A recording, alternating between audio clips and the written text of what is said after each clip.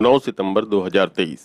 संविधान के आर्टिकल 370 को हटाने के खिलाफ सुप्रीम कोर्ट में चल रही सुनवाई के 5वें दिन Jammu Kashmir high court bar association की ओर से सीनियर एडवोकेट जफर शाह ने बहस की। सीनियर एडवोकेट जफर शाह ने तर्क दिया कि जम्मू और कश्मीर राज्य ने कुछ संवैधानिक ऑटोनॉमी बरकरार रखी थी क्योंकि उसने एब्रोगेशन एग्रीमेंट पर नहीं बल्कि एब्रोगेशन लेटर पर साइन किए थे। जफर शाह ने कहा कि जम्मू कश्मीर के महाराजा ने अपनी संपूर्ण संप्रभुता भारत के डोमिनियन को नहीं सौंपी थी। इसके बजाय उन्होंने कुछ पावर्स अपने पास रखी जिनमें विदेश मामले, संचार और रक्षा से रिलेटेड कानूनों को छोड़कर बाकी सभी मामलों में कानून बनाने की शक्ति शामिल थी। एडवोकेट शाह ने कहा कि महाराजा की ये पावर आर्टिकल 370 में मिल गई, जिसमें सोचा गया था कि भारत के साथ एक होना पूरी तरह से जम्मू कश्मीर के लोगों के हित के लिए होगा। उन्होंने कहा कि जम्मू कश्मीर ने बाकी राज्यों की तरह भारत के डोमिनियन के साथ एब्रोगेशन एग्रीमेंट पर साइन नहीं किए थे। इसके बजाय उन्होंने भारत के साथ हाथ मिलाने के लिए आईओए पर साइन किए थे, लेकिन ये साइन पूरी तरह से गले लगाने के लिए नहीं किया गया था। ये विलय अलग और खास तरह का था जिसे संविधान ने भी मान्यता दी थी।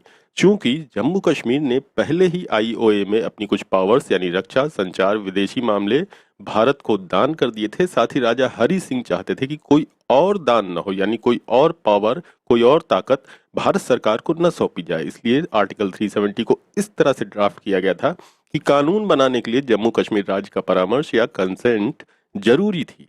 उन्होंने जोर देकर कहा कि जम्मू कश्मीर के लिए कानून बनाने की भारतीय संसद की पावर के संबंध में आर्टिकल 370 में ही लिमिटेशंस दी गई थी। इन सीमाओं में एक ये थी कि अगर लिस्ट 1 या लिस्ट 3 के तहत रखे गए सब्जेक्ट पर कोई कानून बनाया जाना था जो कि आईओए में कवर किया गया सब्जेक्ट नहीं था, तो राज्य सरकार की कंसेंट जरूरी थी। एडवोकेट शाह ने कहा कि इसका मतलब मंत्री परिषद के जरिए राज्य के लोगों की कंसेंट है। उन्होंने दोहराया कि ये स्पेशल स्टेटस जम्मू कश्मीर को इसलिए दिया गया क्योंकि उसने किसी एब्रोगेशन एग्रीमेंट पर साइन नहीं किए थे, इसलिए जम्मू कश्मीर को दी गई ऑटोनॉमी को बनाए रखना होगा। आपको याद दिला दें कि चौथी सुनवाई में सीनियर एडवोकेट गोपाल सुब्रमण्यम ने भी अपने तर्क ऑटोनॉमी के ही मुद्दे पर केंद्रित रखे थे। एडवोकेट शाह ने आगे कहा कि जम्मू कश्मीर में कानून बनाने के लिए संसद पर एक लिमिट लगी थी क्योंकि भारत के साथ विलय के बावजूद जम्मू कश्मीर के लिए एक अलग तंत्र यानी राज्य की संविधान सभा और फिर विधानसभा थी, क्योंकि इसमें महाराजा के पास मौजूद रेसिडुअल अथॉरिटी को शामिल कर लिया गया था। उन्होंने कहा कि हम जानते हैं कि भारत के संविधान के तहत ही हमें संवैधानिक ऑटोनॉमी मिली हुई है, लेकिन इसे छीन लिया गया है। हम तर्क दे रहे हैं कि आप राज्य की ऑटोनॉमी नहीं छीन सकते। ये ऑटोनॉमी आईओए और आर्टिकल 370 से राज्य को मिलती है। आर्टिकल 370 को एक ऐसा आर्टिकल बताते हुए जो अगर भारत के साथ जम्मू कश्मीर का पूर्ण एकीकरण होता तो एब्रोगेशन एग्रीमेंट का विकल्प हो सकता था। शाह ने आर्टिकल 370 में निहित राज्य की संवैधानिक ऑटोनॉमी के बारे में विस्तार से बताया।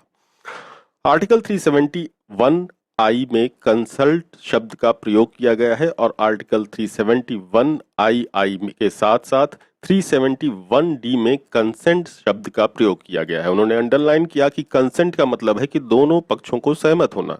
उन्होंने कहा कि आर्टिकल 370 के तहत ये कल्पना नहीं की जा सकती कि संसद जम्मू कश्मीर पर लागू होने वाले भारतीय कानूनों का विस्तार करती है, जबकि इसके लिए संवैधानिक एंट्री नहीं है जो राज्य में कानून के विस्तार का समर्थन करेगी। इस दलील के मुताबिक जम्मू कश्मीर राज्य के कंसल्ट और उनकी कंसेंट का एक अलग और एक खास महत्व है जो इस रियासत के विलय को बाकी रियासतों के भारत संघ में विलय से अलग और खास बनाती है।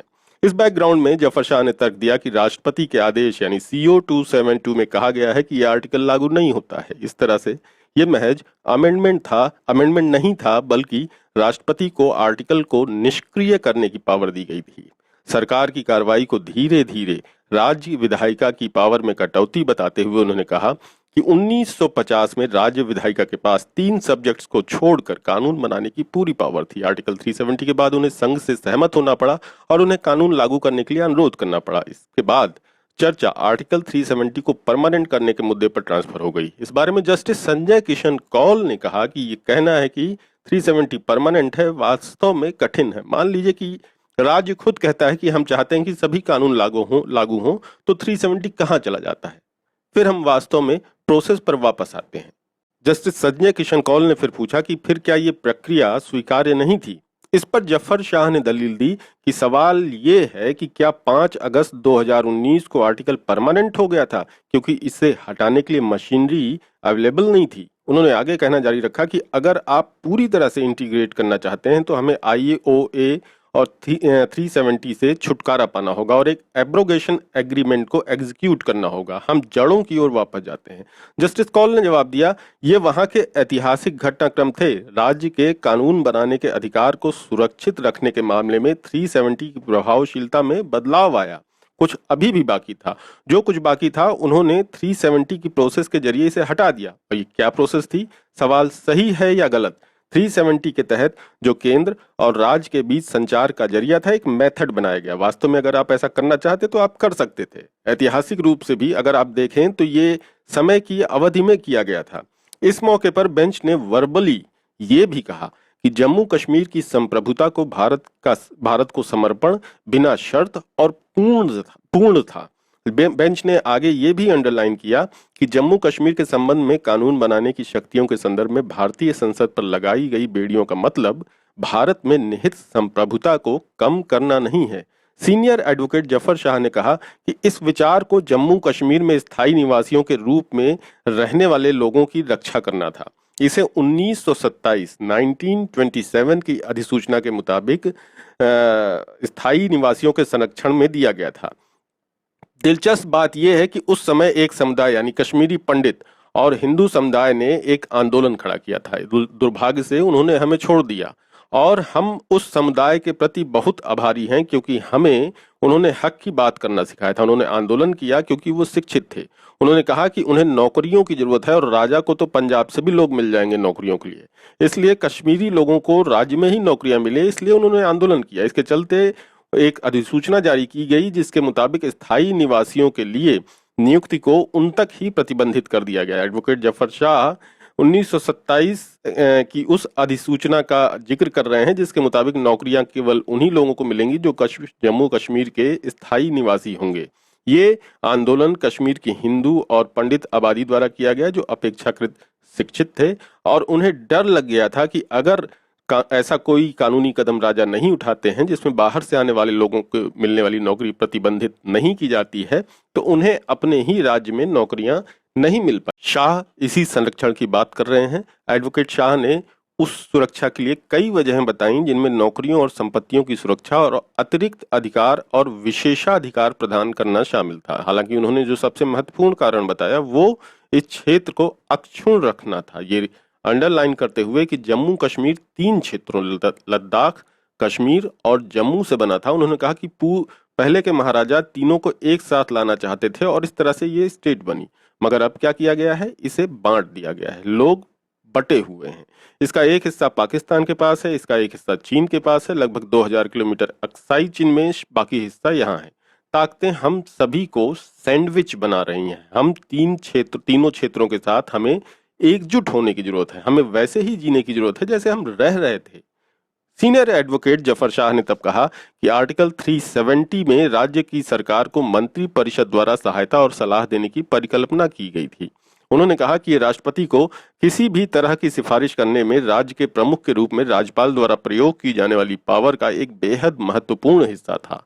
उन्होंने तर्क दिया कि राज्यपाल ने जब मंत्री परिषद मौजूद नहीं थी तब 2019 के राष्ट्रपति आदेश को पारित करने के लिए राज्य सरकार की कंसेंट का संचार करके जम्मू कश्मीर संविधान के आर्टिकल 31 के तहत इस शपथ का उल्लंघन किया था और उन पर महाभियोग लगाया जा सकता था।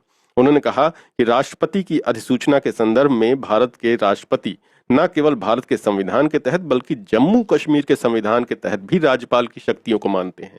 जब वो खुद को ये अधिकार क्षेत्र मानते हैं कि मैं राज्यपाल हूं तो मैं असफल हो जाता हूं ये समझने के लिए कि 356 के तहत सिफारिश कौन कर सकता है।